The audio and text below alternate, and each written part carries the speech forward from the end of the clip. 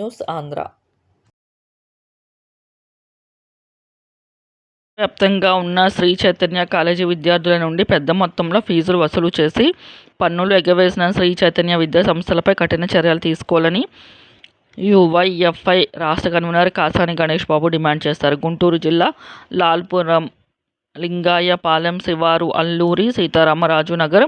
party కార్యాలయంలో అఖిల భారత యువజన సమాఖ్య ఆధ్వర్యంలో తేళ్ల ప్రశాంతి అధ్యక్షతన జరిగిన కార్యకర్తల సమావేశంలో కాసాని గణేష్ బాబు మాట్లాడుతూ